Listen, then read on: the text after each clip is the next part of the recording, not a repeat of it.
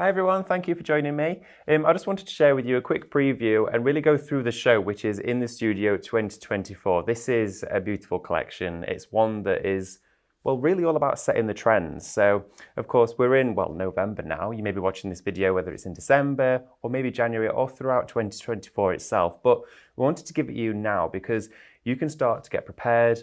This USB is built up with all of those colour schemes, all of the trends, patterns, design, and what's really interesting is through the USB and the printed rice papers, as we go through them, you'll see notable elements that may be a little bit more Art Deco or a bit boho. There's literally so many different designs in there that really have a nod to really poignant moments in certain art movements. But of course, that really does come into craft so beautifully because we use these patterns that we surround ourselves with, whether we're in the home stores or whether it is in your living room itself. It could be the wallpaper or the fabric you buy for your curtains. So this really is all about complementing, exploring, and really playing with pattern and design and getting into the detail. Now, of course, In the Studio 2024 is built up from the USB, the printed rice papers, and of course your stencils to complement all of that pattern and design. So quickly, I'm just going to share with you what is on the computer so you can see exactly what you're getting and what to do with it and how you can be using it when you get this home. So going straight into Minecraft Studio, which is on the USB itself as well. So you are also getting the graphics program with this. 2024 Volume 1. So you can see that as years go by, we'll introduce new themes and collections to complement this USB, no matter what scale or style it is. In here, you've got your papers. So I'm going to share with you, you've got 75 designs on here. And with every single design of paper, whether they are matching in colorways and complementing elements, you will also get the borders that will correspond with all of this imagery.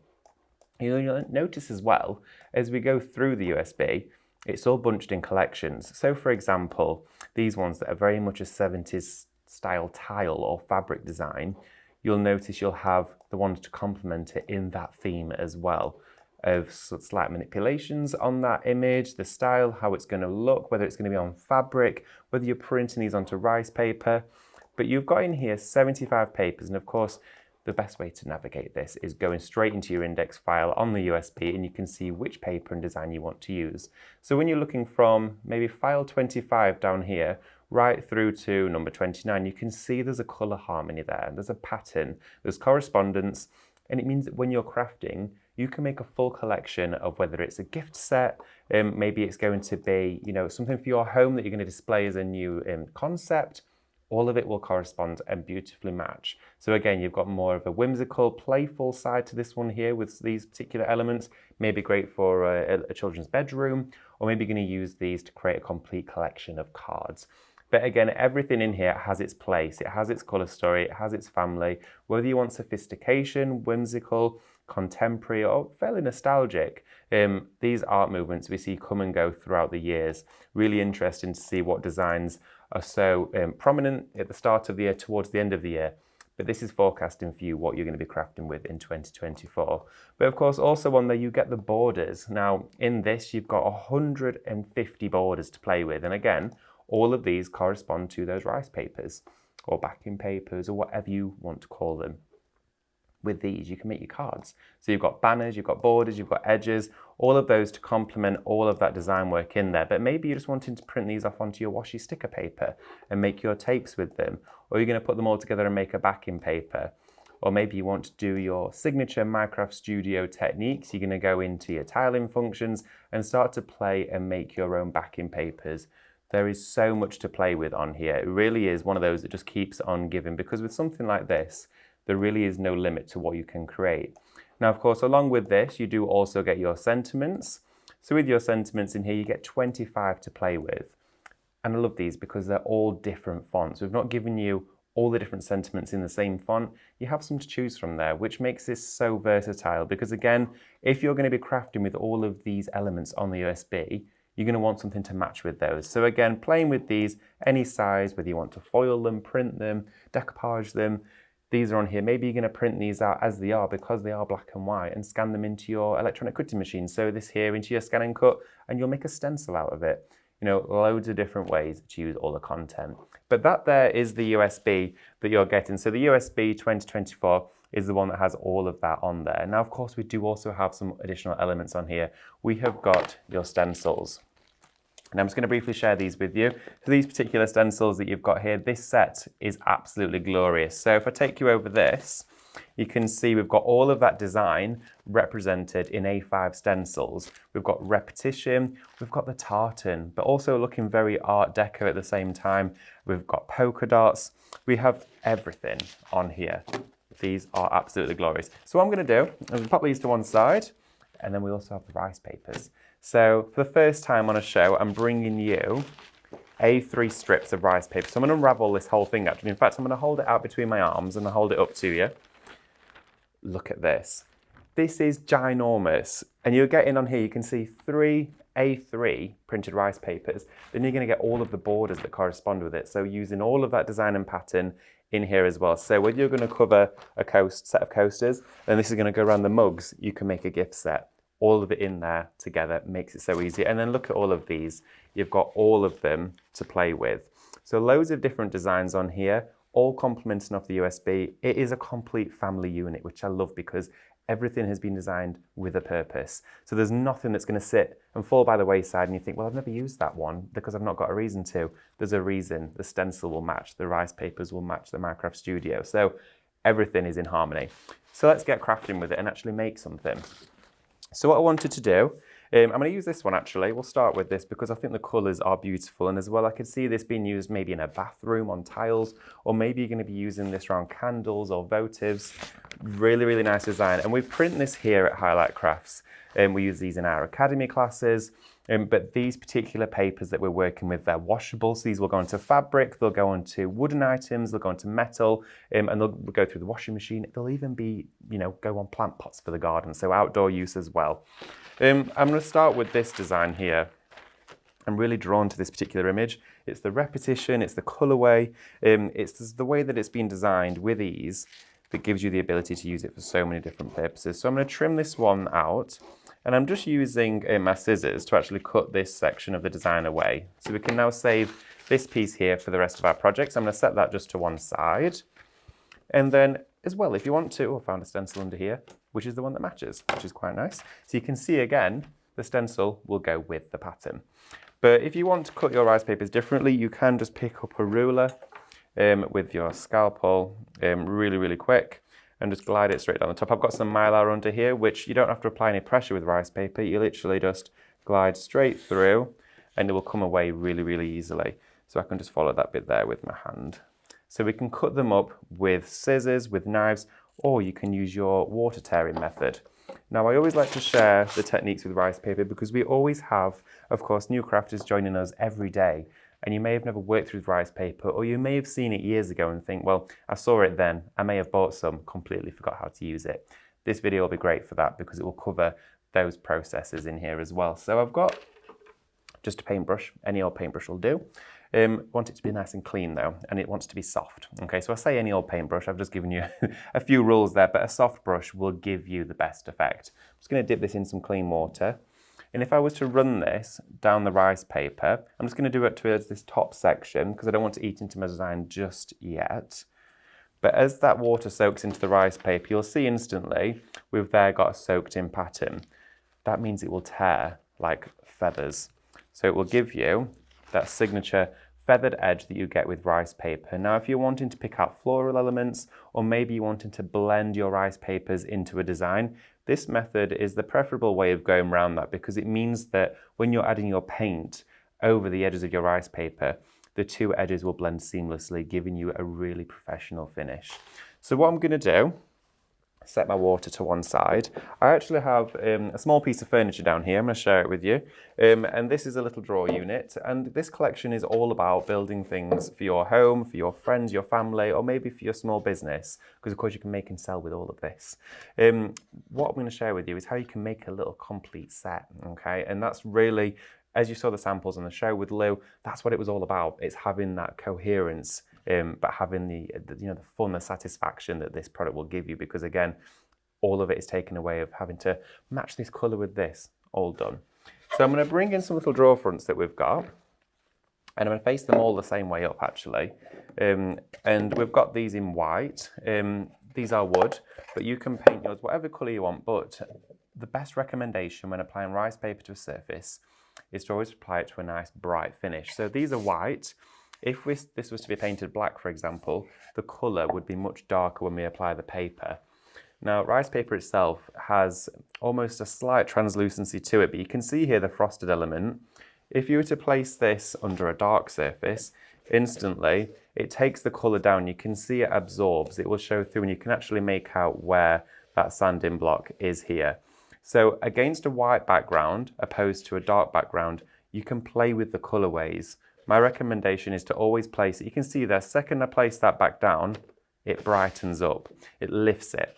So what I'm going to do is we're going to go with our adhesive but directly onto the furniture. Okay, now there's loads of different ways you may want to do this. I prefer to apply the glue to the furniture rather than the paper first when it's a big project. The only reason is because it makes it easier, and it's just one of those things that you will get your own way of doing. So what I'm going to do is I've got some of the Cadence napkin, it's the napkin glue. So it's not the napkin glue, napkin glue. And this is the porcelain one. Now what this is, it's waterproof, it's washable, it goes on ceramics, wood, metal, you name it, any hard surfaces, so not fabric. But all of the links for the products, and especially this one, will be in the description of the video, so you can find all of those once you've watched. So what I'm going to do is I'm going to take some out here onto my plastic mat. You could pop it directly onto the project, but if I've got any left, it can go back inside the bottle, so why not? There we are. So I'm going to take some out. I'm just going to pop it here so all of the product stays in the bottom of my lid, just using my little bottle holder, which you'll be seeing very soon. So what I'm going to do is take a flat brush, pick up my napkin glue, and you can see the thickness of the glue. It's not dropping off the brush, it's not flooding my surface. It's almost like quite a thin hair gel, which is the one way I can describe it. But it means that it spreads really evenly, really smoothly, and it's not lumpy. It's slick, but it means that you apply it to the surface. I'm then going to apply it to the next drawer front. Now after this, you could put your own embellishments on here, drawer pulls, all of that sort of stuff. But I'm just going to cover it in my paper today. Here we are. And again, with this particular adhesive, once it is applied to the surface and your rice paper is on there, you can leave it to dry at room temperature, really, which will take around about half an hour. But if you use a hairdryer, it'll be dry within a few minutes, about 2 or 3 minutes, it'll be nice and dry. There we go. And that was just enough, which was very, very randomly guessed, but it worked. So what I'm going to do is line these up, and what I'm doing is I'm leaving about a centimetre gap between them, and I'll share that with you as to why in just a moment. So I'm going to lay my rice paper over. I'm going to put it so it's sort of up against, close to the edge here. There we are. So I can still use this piece that runs down the side. Then I'm going to smooth over all of the rice paper, just using my hands. I have no product on my hands. The glue's underneath the paper, so at the moment, it is just on the reverse of that paper. So if I now take a scalpel, I can run straight through. So let's take these two apart first.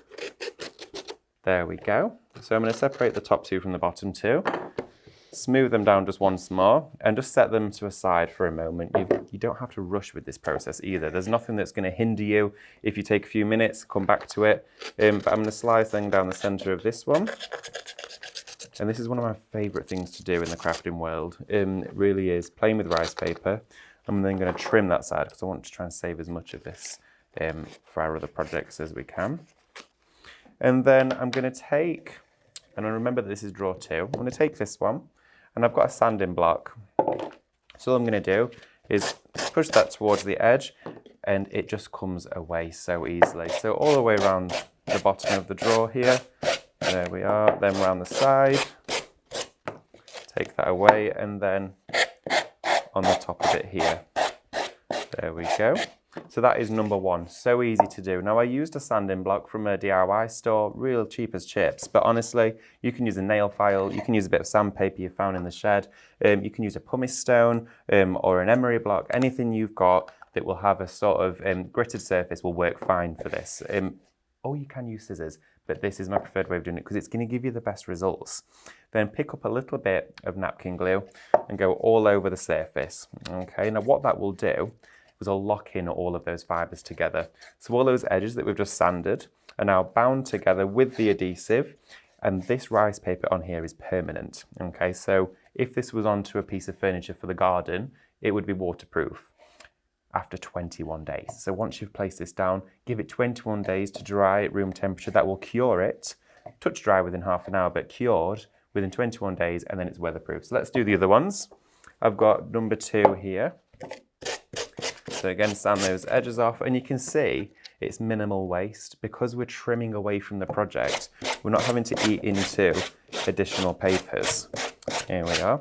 And if you wanted, you could measure each size of drawer front and then cut them out of your rice papers before you apply them. There really is a lot of ways to do this. And I always tend to share with you the one that I either find most effective, the one that's quickest, and the one that's going to give you the best results. So really, have a play with it, but using the USB and the papers alongside one another will give you really, really nice results. So I'm going to then go over this one again, and you can just see how quick you can decorate a piece of furniture at home. Honestly, it's so, so fast. But you can build as much detail into this if you want to add, additional elements that you're going to be working with for different pieces of the room that you may be decorating. You can really go as far or rein it in as close as you want to. So I'll trim down this side. There we go. And I think there's always a lot of, we do definitely get a lot of questions here at Highlight Crafts about rice paper and what it can do, ways it can be used. And rice paper itself is actually made from the pith of a cotton plant. Now, the rice paper that you're receiving here is completely smooth. You've got no lumps at all, which you do find in some papers and sumi papers, which is completely natural. It's a natural product. But with this one, it's refined, so it's ultra smooth. So when you're crafting like this, you get the really nice streamlined tears, you get the beautiful edges. So it's all about the product you're working with. And of course, the techniques that you provide to the surface will bring it to life. So I'm going to go just down this edge.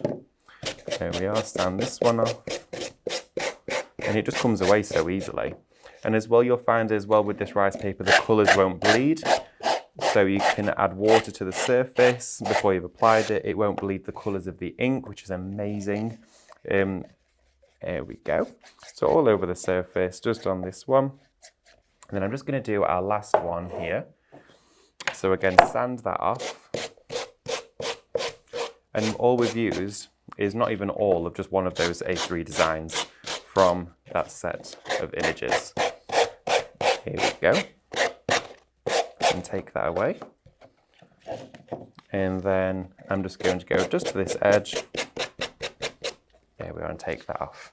So with my glue, again, just going to go straight over the top of the design. And again, leaving this at room temperature for about half an hour will dry. Hair dryer a couple of minutes, but waterproof in 21 days. So let's pop all of our drawers in here together. Now the actual drawer unit I used, I painted in Cadence Hybrid Acrylic. This is one of the grey colours, and again, all of those hybrids you'll be able to find at the Highlight Crafts website, and we will drop a link in the description. You'll be able to find all of those there. So if I start to put these in, you'll start to see that we left them 1 centimetre apart, which is for the gap in the middle. So as this comes together, you can see the pattern naturally repeats. So I'm going to pop these in here. There we go. Really nice and streamlined. And you can see how that just looks so, so professional. It looks shop bought, but it's so easy to achieve. Now, if you want to as well, this is where you can really become the designer, because using the stencils that coordinate with the pattern is what gives you that true elevation. So what I'm going to do is I'm going to go straight into my stencil spray. I've got some stencil spray here, and I'm going to pop some onto the reverse. Okay, so I'm going to spray this away from myself. So what I'm doing is just giving it a quick shake. Small spray on the back, okay? You always want to do this outside if it's a nice dry day, if not out the window or just in a well-ventilated area. Bit of stencil spray on here. I'm going to pop it into situ. Now you could do a full repetitive pattern, but I'm just going to do some corners just to pick out some of the colourway. My brush that I use for my napkin glue, I'm going to stick this in a jug of water until I can wash it, because once it's dry on your brush, it's permanent, but it does wash out absolutely fine. It's completely water-based. Here we go. So what I'm going to do is just grab some paint to work from. And I'm going to use this beautiful tone from Cadence, and it's more of like a deep grey, but also a bit of a bluey tone as well. Really like this colour. And again, with all of these, you'll find them on the website, but this one is Wind. That's the name of the colour is Wind. I had to do a double take then because I wasn't quite sure what it said, but it was Wind. So what I'm going to do is I'm going to pick up a stencil brush. Let's have a look. I'm going to use, I have a favourite stencil brush, which is here, which is very fortunate. Now what I'm going to do is go straight into the product. Now, when you're using your stencils, of course, you can use your blending inks, you can use your spritzers, your pastes, mirror spray, a whole host of surfaces. With acrylics, when I'm working with them, I like to blend them.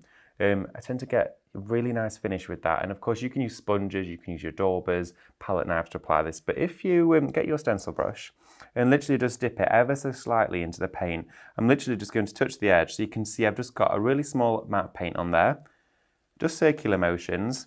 You'll notice the paint won't travel all the way up the brush. It will stay towards the tip. It's a massive feature of the paint and a true testament to it because it means that you're not clogging up your brush with loads of product. It's not instantly soaked into all of your fibres of the brush. It's going to go on your project. This is where you want it. So I'm picking up a bit of paint here. I'm going to start from the corner. In fact, I'm going to move my stencil because I didn't get it quite straight, but because that stencil spray is repositionable, we can put it back to where we wanted, which I'm going to say is about here.